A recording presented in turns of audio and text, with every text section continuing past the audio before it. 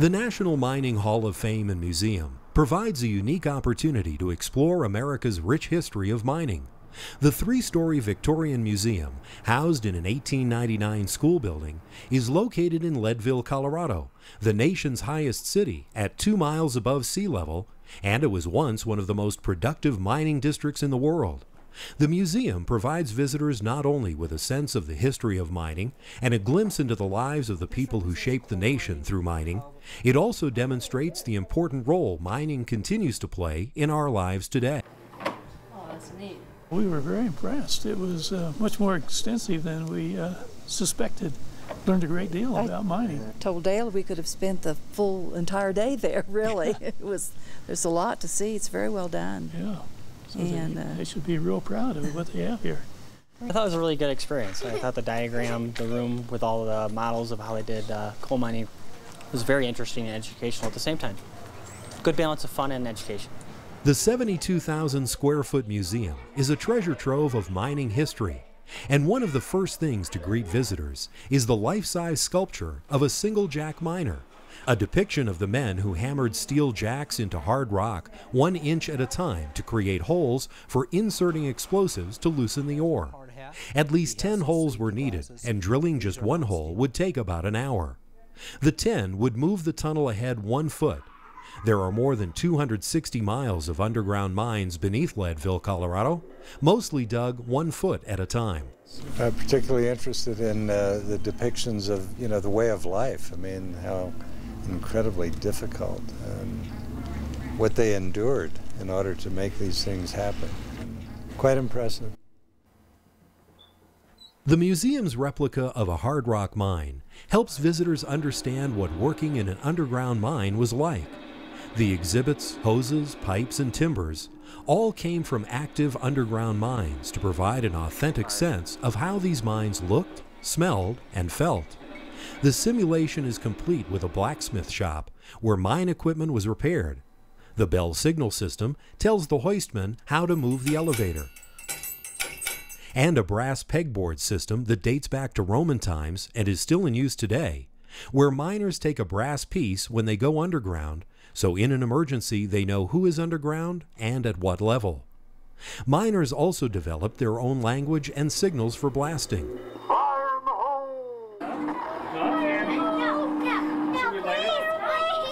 The underground mine also has depictions of miners drilling in what was once a very dangerous task. The thing I enjoy most about the museum is the fact that it's always adding to itself. Various contributors and mining companies and so forth see fit to commemorate their own particular thing.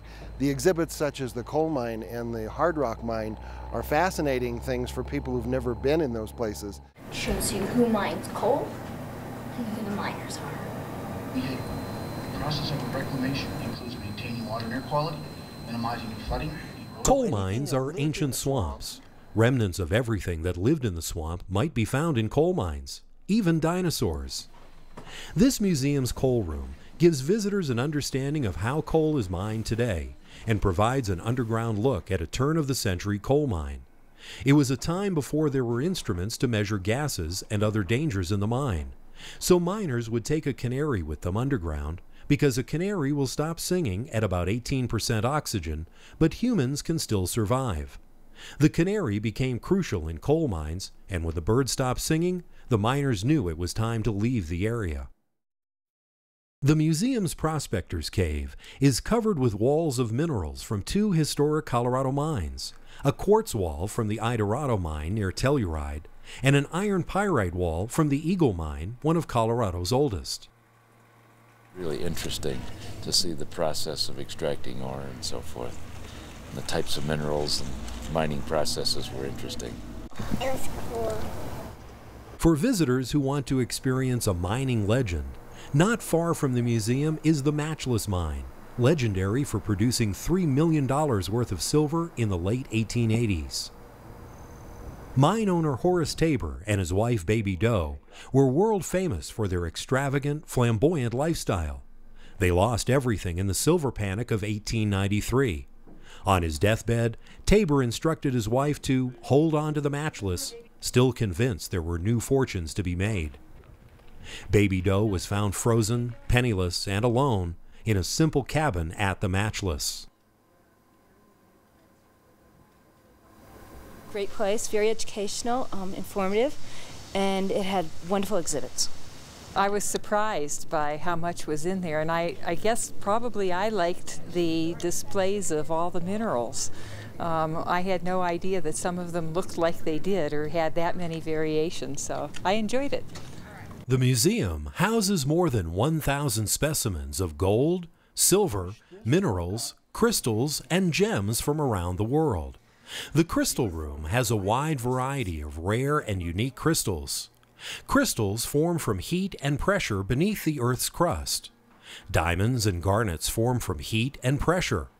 Most quartz is formed from molten rock, and halite and gypsum are formed as water inside the Earth cools and hardens. While most mineral crystals take thousands of years to develop, there are a few, like halite, that form very quickly. Halite is a common mineral we know as salt. The crystal collection is full of interesting shapes like pyrite, which forms perfect cubes and is commonly known as fool's gold. The collection demonstrates crystals' wide variety of shapes and intensity of colors. No? It can be if you stir it up in water. The water! Finally, we get the water! This industrial minerals exhibit provides people of all ages with a hands-on experience to understand the importance minerals play in our lives today. The tour includes different modern environments in a home or office to reveal how much our everyday lives depend on industrial minerals and mining. The displays demonstrate how many mining products are required to make everyday things, from Oreo cookies to toothpaste to computers to insulation. The display helps emphasize how many minerals we depend on daily, and it reinforces the reality that if a natural resource isn't grown, it has to be mined. It was a really neat place. It was a lot larger than I expected from what I read about it from back east, so we're a long way from home. No, it's nice. It had a lot of nice old history of the mining and stuff, which I've been interested in for a good part of my life there. And, you know, it's kind of a neat area, too.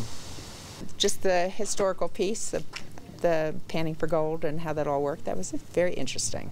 The museum's latest edition, the Hennebach Wing, features a 1923 Will St. Clair automobile. It was the first car to use molybdenum from the neighboring Climax mine in its steel construction and broke North American distance and speed records. I liked some of the samples of the minerals and stuff. They have some really impressive pieces in there that I've just never seen anything like them before. So that's really neat. I thought it was very interesting. There was a lot of beautiful stones and gems, and it was enjoyable. Other rooms contain the museum's collections of ancient mining tools dating back to 800 BC, and other artifacts critical to mining operations, including a scale from the U.S. Mint that ensured the miners were paid accurately for their gold and silver. The museum commemorates the brave men and women who battled the odds and the elements to create the American mining industry. Their Hall of Fame, with images of mining icons, living and deceased, line the walls of the museum like pages of a history book. Here's the co-founder of Dow Jones.